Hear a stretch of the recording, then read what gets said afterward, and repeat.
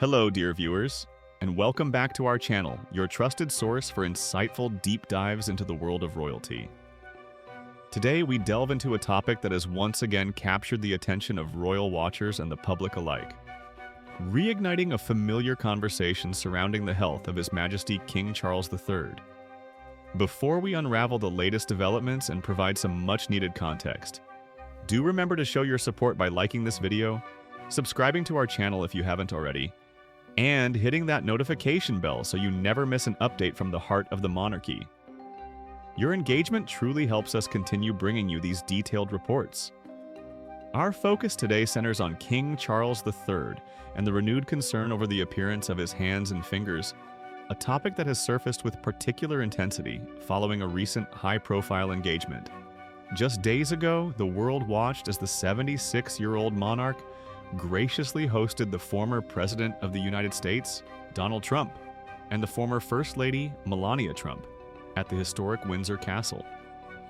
This significant event marked day 2 of their UK state visit, a diplomatic occasion of considerable grandeur and importance, where every gesture and visual detail of the royal hosts is, quite naturally, under intense scrutiny. As images and videos from this momentous visit began circulating across global media platforms and social networks, countless eyes were drawn to a specific detail concerning His Majesty. In numerous clips and photographs, notably in the footage released by Buckingham Palace capturing his address at the elaborate state banquet, King Charles III could be distinctly seen displaying what has become colloquially known as sausage fingers. This term, while informal, aptly describes the noticeably swollen and rather plump appearance of his digits, a sight that has, regrettably, become a recurrent point of discussion among those closely following royal affairs. The public's heightened concern is entirely understandable, particularly given the ongoing health challenges faced by the king. As many of you are aware, His Majesty is currently undergoing treatment for a cancer diagnosis, a battle that understandably places his overall well-being under a constant spotlight. In light of this, any visible physical manifestation, such as the pronounced swelling of his hands, naturally prompts a wave of apprehension and speculation. Royal watchers, seasoned observers of the monarchy, and indeed the general public, were left pondering the crucial question: why are King Charles's hands and fingers so swollen? To shed light on this persistent query, we can turn to medical explanations that have been offered in the past. Dr. Chun Tong, a highly respected general practitioner and medical director at Pall Mall Medical in Manchester, previously provided valuable insights to the Daily Mail on this very subject. Dr. Tang elucidated that quite frequently, puffy fingers are a telltale symptom of water retention. This condition, where the body retains excess fluid, can be triggered by a myriad of underlying health conditions, making it a common, though sometimes indicative, physical sign. Delving deeper into the physiological mechanisms, Dr. Tang explained that this condition often arises due to inflammation. Inflammation, in its essence, is the body's immune system response to an irritant. It can manifest in various forms, from acute reactions to chronic conditions, and its presence can lead to swelling as fluids and white blood cells rush to the affected area. Beyond inflammation, other potential contributing factors to this kind of swelling include elevated salt levels within the body. A diet excessively rich in sodium can cause the body to hold onto water, leading to noticeable bloating and swelling, particularly in the extremities like fingers and ankles. Allergic reactions are another common culprit. When the body encounters an allergen, it can release histamines and other chemicals that cause tissues to swell rapidly. Furthermore, a less commonly considered but equally significant cause can be the side effects of certain medications. Many prescription drugs taken for a wide range of conditions can have fluid retention or inflammation as a known side effect, contributing to symptoms such as swollen fingers. The medical community recognizes this specific condition of swollen digits, particularly when it affects the fingers and toes, as dactylitis. This term accurately describes the inflammation of an entire digit. Dactylitis itself can be closely linked to a broader condition known as oedema, which refers to the accumulation of fluid in the body's tissues. Oedema, as Dr. Tang and other medical experts have often pointed out, can be triggered by a variety of environmental and dietary factors. Consuming foods high in sodium, for instance, is a well-known contributor to fluid retention. Similarly, significant changes in temperature, such as exposure to extreme heat, can affect the body's circulatory system and lead to swelling. And, as previously mentioned, certain medications, ranging from those for blood pressure to non-steroidal anti-inflammatory drugs, NSAIDs, can also induce or exacerbate edema, manifesting as noticeable swelling in the hands and feet.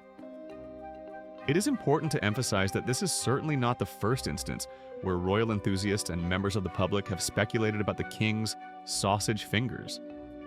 In fact, this distinctive physical trait has been a topic of informal discussion for many years, so much so that His Majesty himself has, with characteristic good humor, even made light of the nickname.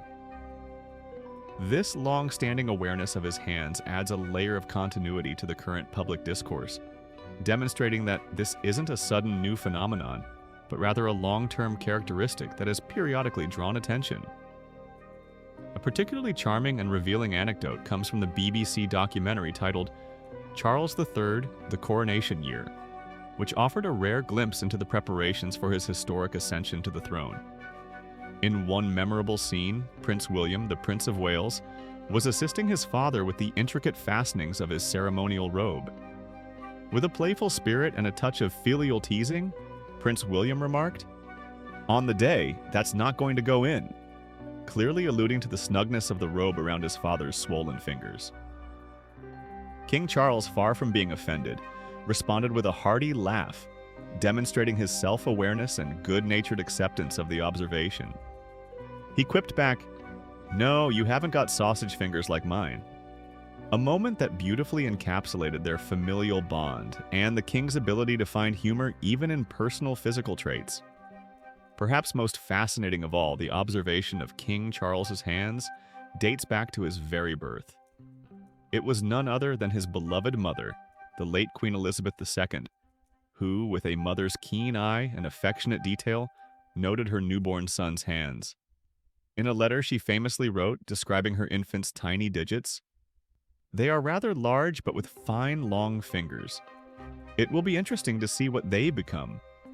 This early observation by the Queen herself adds an extraordinary historical dimension to the conversation, suggesting that the distinctive nature of his hands has been a part of his identity from the very beginning, predating any medical conditions or public scrutiny. It's a remarkable testament to how certain physical characteristics can be observed and pondered upon across generations. In essence, the recent reappearance of the sausage fingers observation during the Trump state visit, while undoubtedly a cause for public concern given King Charles's ongoing health battle, is a symptom that has a long history with the monarch. Medical explanations ranging from common fluid retention and inflammation to specific conditions like dactylitis and oedema provide a scientific framework for understanding the phenomenon. Yet, intertwined with these medical facts are decades of personal anecdotes, royal family interactions, and even the king's own lighthearted acknowledgement of his unique hands. The scrutiny of a monarch's health is an age-old tradition, magnified in our modern era of instant information and constant visual access. Every detail, no matter how seemingly minor, can become a focal point, especially when a sovereign is navigating a serious health challenge. The king's enduring public presence, his dedication to duty, and his ability to engage with humor even about personal traits speak volumes about his character and resilience.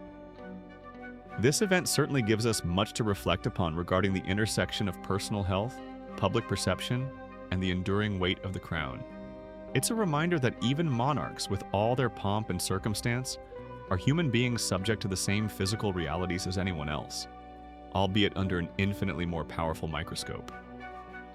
What are your thoughts on this enduring topic? Do you find the medical explanations reassuring, or do you believe the public concern is entirely justified given the king's current health journey? Share your perspectives in the comments section below. We always appreciate hearing from our engaged community. Don't forget to like this video, subscribe to our channel for more exclusive royal insights, and join us for our next royal update as we continue to follow the fascinating world of the monarchy. Thank you for watching, and we'll see you next time.